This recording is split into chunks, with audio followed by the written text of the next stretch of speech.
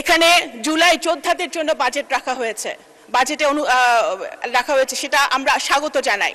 অবশ্যই যদি প্রয়োজন হয় আরো জুলাই যোদ্ধাদের পরিবারের জন্য বাজেট আমার মনে হয় রাখা উচিত, কিন্তু 17 বছরে আমাদের তৃণমূলে হাজার হাজার নেতাকর্মী, গ্রামের গরিব নেতাকর্মীরা যারা নির্যাতিত হয়েছে তাদের জন্য বাজেটে অ্যালোকেশন রাখা প্রয়োজন। মাননীয় স্পিকার, এখনো তারা ছিন্নমূল অবস্থায় রয়েছে, তাদের কথা আমাদের ভেবে দেখতে হবে। মাননীয় স্পিকার, মাননীয় প্রতিমন্ত্রী শামা ওবায়দ ইসলাম, ফরিদপুর 2, সময় 8 মিনিট।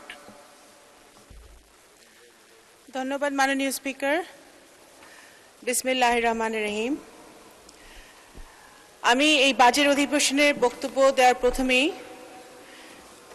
মহান আল্লাহ তাআলার কাছে শুকরিয়া আদায় করছি যে এত বছরের 17 বছরের জুলুম নির্যাতনের পরে আল্লাহ তাআলা আমাদেরকে সুযোগ দিয়েছে, তৌফিক দিয়েছে আমাদের সকলকে, সরকারি দল বিরোধী দল, এখানে আসার।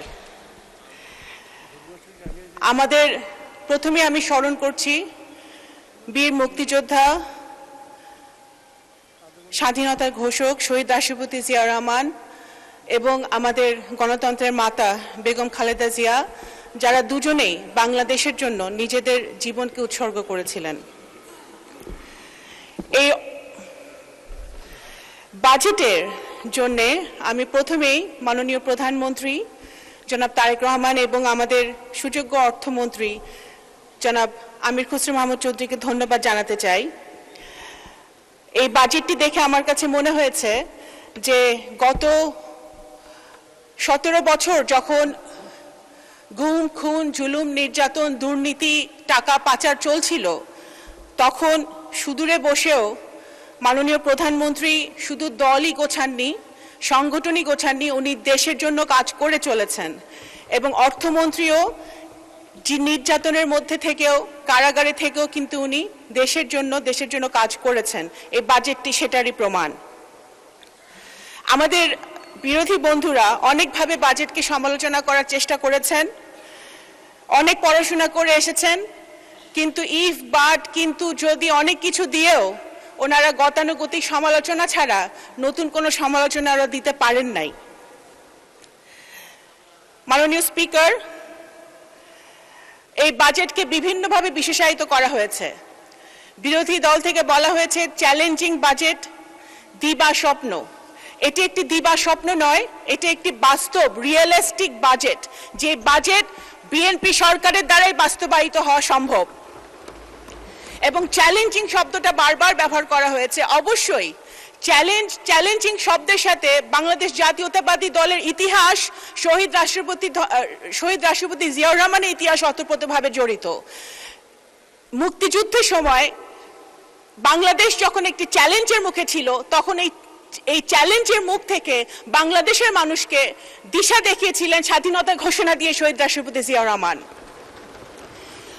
পরবর্তীকালে তলাবিহীন ঝুড়ি থেকে বাংলাদেশকে একটি স্বনির্ভর বাংলাদেশে পরিণত করার জন্য, উন্নত বাংলাদেশে পরিণত করার জন্য সেই চ্যালেঞ্জটা উনি হাতে নিয়েছিলেন শহীদ রাষ্ট্রপতি জিয়াউর রহমান। এবং স্বৈরাচারীদের হাত থেকে বাংলাদেশকে আবার গণতন্ত্রের পথে নিয়ে আসার জন্য এই অবিরাম চ্যালেঞ্জটি হাতে নিয়েছিলেন দেশনেত্রী বেগম খালেদা জিয়া। এবং বর্তমানে একটি ভঙ্গুর অর্থনীতির সময় যখন সবগুলো সিস্টেম ভেঙে গেছিল, স্বৈরাচারীরা সবকিছু সিস্টেম ভেঙে দিয়েছিল, অর্থনীতিকে ধস নামিয়েছে, সেই ভঙ্গুর অর্থনীতিতে বাংলাদেশের ইতিহাসের সবচেয়ে কঠিন সময় মাননীয় প্রধানমন্ত্রী জনাব তারেক রহমান বাংলাদেশের দায়িত্ব নিয়ে সবচেয়ে বড় চ্যালেঞ্জ নিয়েছেন। সুতরাং এই বাজেট চ্যালেঞ্জিং অবশ্যই, এবং এই বড় বাজেট বিএনপি দ্বারাই বাস্তবায়িত হবে ইনশাআল্লাহ। মাননীয় স্পিকার, একটি বাজেট শুধু একটি হিসাব নিকাশ নয়, একটি পলিটিক্যাল কমিটমেন্ট, একটি রাজনৈতিক দলিল।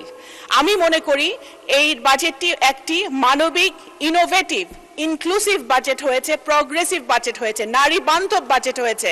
যে বাজেট নারীদের কথা বলে, নারীর ক্ষমতায়নের কথা বলে, সেই বাজেট কখনোই ফেল করতে পারে না। মাননীয় স্পিকার, এই বাজেটে বলা হয়েছে প্রথমে বিনিয়োগ কেন্দ্রিক প্রবৃদ্ধি, সারা দেশে শক্তিশালী রাজস্ব প্রণোদনা করে ওয়ান স্টপ সার্ভিসের কথা বলা হয়েছে।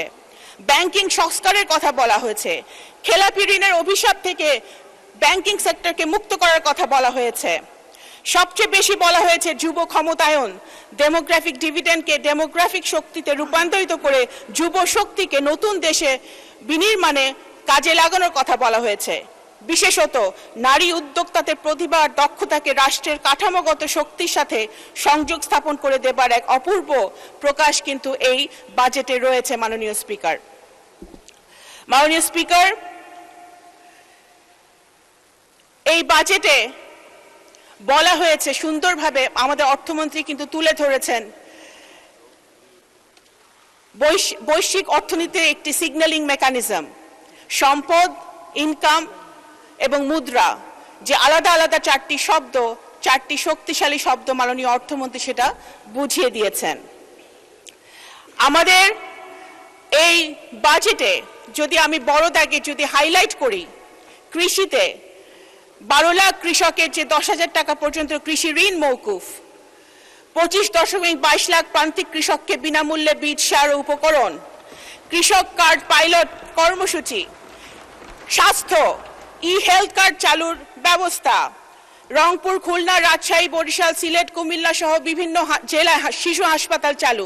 এগুলো শুধু টিপ অফ দ্য আইসবার্গ। মাননীয় স্পিকার, শিক্ষাতে আমাদের 2 লাখ প্রাথমিক শিক্ষার্থীকে বিনামূল্যে school uniform, mid day meal, বিজ্ঞান তথ্য প্রযুক্তিতে পেপ্যাল ও আন্তর্জাতিক পেমেন্ট গেটওয়ে চালু, ফ্রিল্যান্সারদের সুবিধা, 1500 শিক্ষা প্রতিষ্ঠানে বিনামূল্য ওয়াইফাই, বিদ্যুৎ ও জ্বালানিতে সংস্কার, পরিবহন ও যোগাযোগে ইলেকট্রিক বাস চালানোর একটা কথা হয়েছে, মহিলা শিশুর জন্য পিঙ্ক বাস চালুর কথা হয়েছে, ফ্যামিলি কার্ড চালুর কথা, ফ্যামিলি কার্ড অলরেডি চলমান আছে, এবং স্থানীয় সরকার পল্লী উন্নয়নে বিশাল বাজেট রাখা হয়েছে।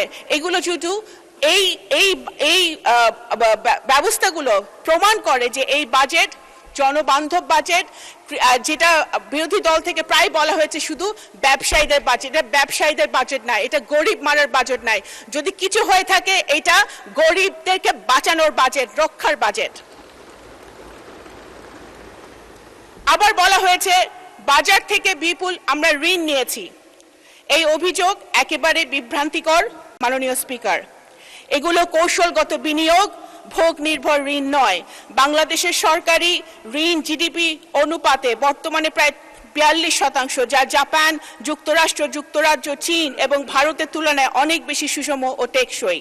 এই পরিমিত ঋণ উৎপাদন ক্ষমতা জোরদার করতে, পণ্য সেবার সরবরাহ বাড়াতে এবং বাজার মূল্য, পণ্য ও বিনিয়োগের স্থিতিশীলতা নিশ্চিত করতে ব্যবহৃত হচ্ছে।